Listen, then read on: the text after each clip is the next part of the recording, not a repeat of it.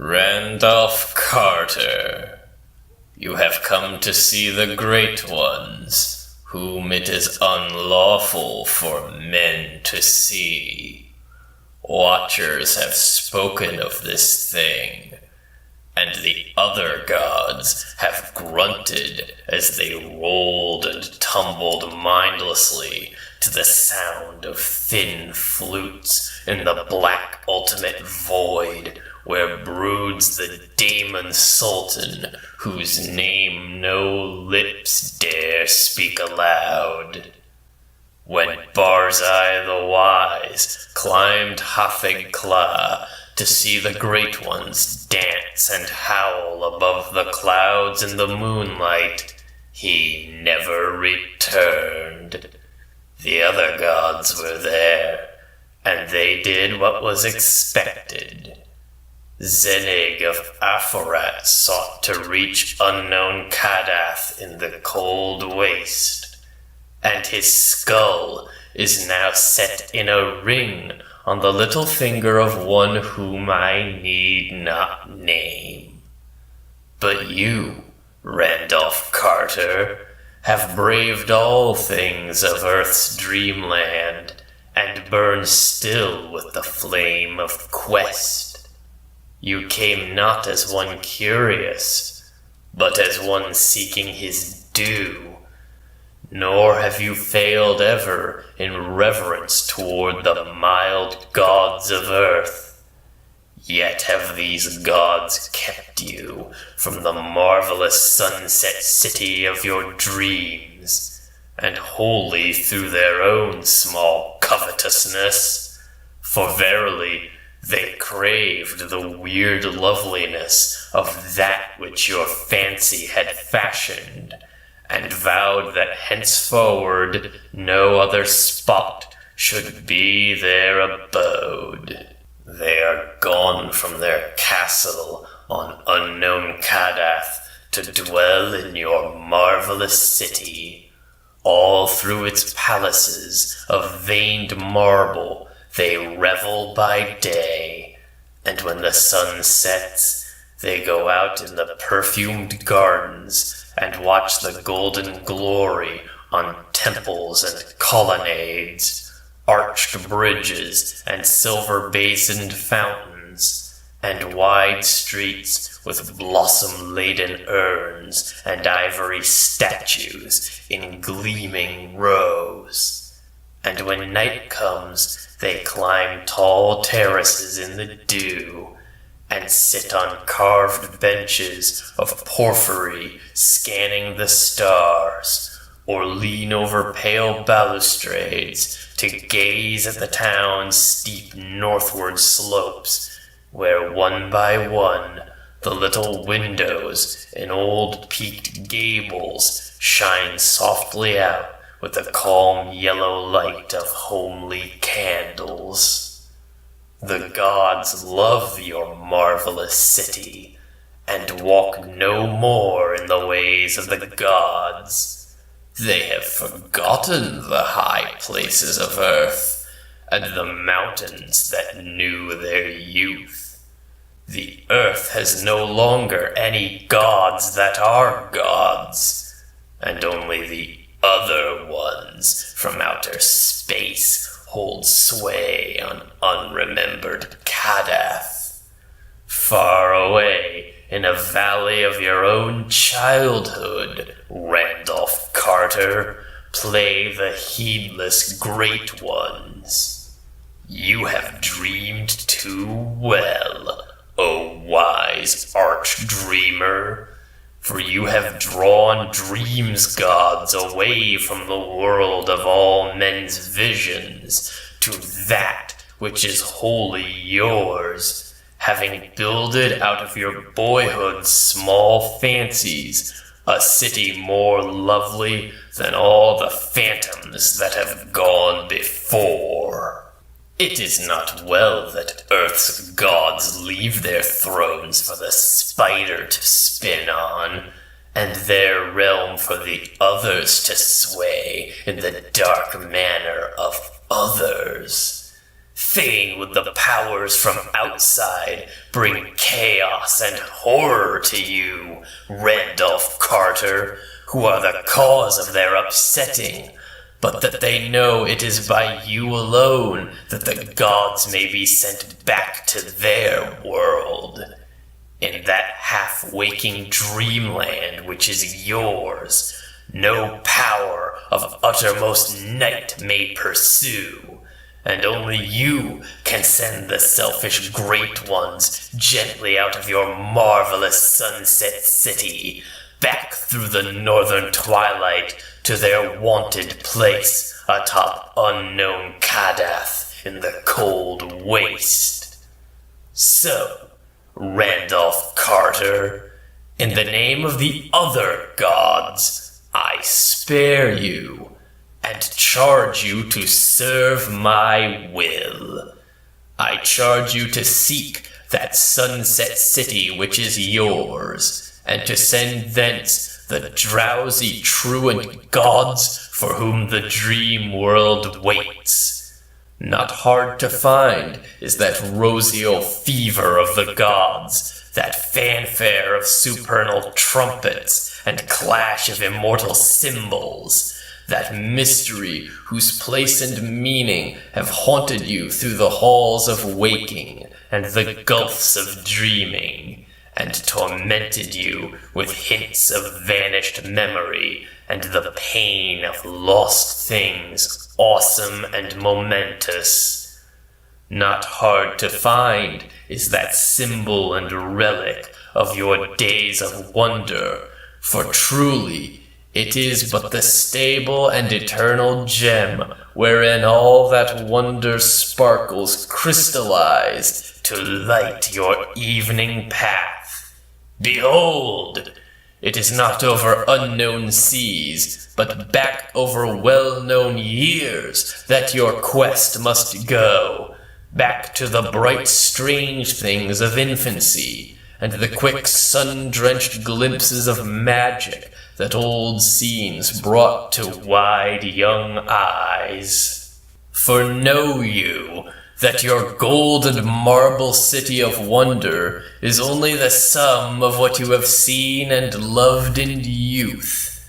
It is the glory of Boston's hillside roofs and western windows aflame with sunset, of the flower-fragrant common, and the great dome on the hill, and the tangle of gables and chimneys in the violet valley where the many-bridged Charles flows drowsily.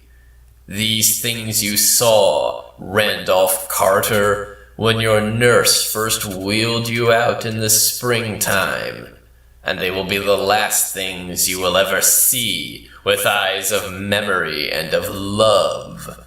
And there is antique Salem with its brooding years, and spectral Marblehead scaling its rocky precipices into vast centuries, and the glory of Salem's towers and spires seen afar from Marblehead's pastures across the harbor of the setting sun. There is Providence, quaint and lordly on its 7 hills over the blue harbor, with terraces of green leading up to steeples and citadels of living antiquity, and Newport climbing wraith-like from its dreaming breakwater. Arkham is there, with its moss-grown gambrel roofs and the rocky rolling meadows behind it, and antediluvian Kingsport, hoary with stacked chimneys and deserted quays and overhanging gables, and the marvel of high cliffs, and the milky misted ocean with tolling buoys beyond. Cool vales in Concord, cobbled lanes in Portsmouth, twilight bends of rustic New Hampshire roads, where giant elms half hide white farmhouse walls and creaking well sleeps. Gloucester's salt wharves and Truro windy willows, vistas of distant steepled towns, and hills beyond hills along the north shore, hushed stony slopes and low ivied cottages in the lee of huge boulders in Rhode Island's back country. Scent of the sea and fragrance of the fields, spell of the dark woods, and joy of the orchards and gardens at dawn. These, Randolph Carter, are your city, for they are yourself. New England bore you, and into your soul she poured a liquid loveliness which cannot die. This loveliness, molded, crystallized, and polished by years of memory and dreaming, is your terraced wonder of elusive sunsets, and to find that marble parapet with curious urns and carven rail, and descend at last those endless balustraded steps to the city of broad squares and prismatic fountains. You need only to turn back to the thoughts and visions of your wistful boyhood. Look, through that window shine the stars of eternal night. Even now they are shining above the scenes you have known and cherished, drinking of their charm that they might shine more lovely over the gardens of dream. There is Antares. He is winking at this moment over the roofs of Tremont Street, and you could see him from your window on Beacon Hill. Out beyond those stars yawn the gulfs from whence my mindless masters have sent me. Some day you too may traverse them, but if you are wise, you will beware such folly. For of those mortals who have been and returned, only one preserves a mind unshattered by the pounding, clawing horrors of the void.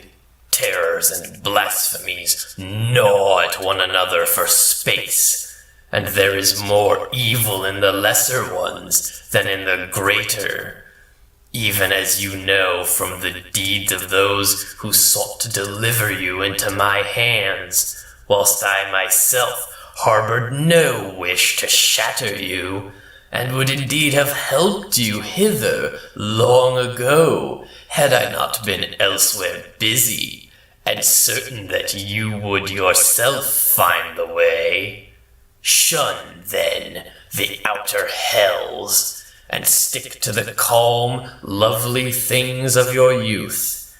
Seek out your marvelous city, and drive thence the recreant great ones, sending them back gently to those scenes which are of their own youth, and which wait uneasy for their return. Easier even than the way of dim memory is the way I will prepare for you. See, there comes hither a monstrous shantak, led by a slave who, for your peace of mind, had best keep invisible. Mount and be ready. There! Yogash the Black will help you on the scaly horror. Steer for that brightest star just south of the zenith. It is Vega, and in 2 hours will be just above the terrace of your sunset city. Steer for it only till you hear a far-off singing in the high ether. Higher than that lurks madness, so rein your shantak when the first note lures. Look then back to earth, and you will see shining the deathless altar flame of Ired-Na from the sacred roof of a temple. That temple is in your desiderate sunset city, so steer for it before you heed the singing and are lost.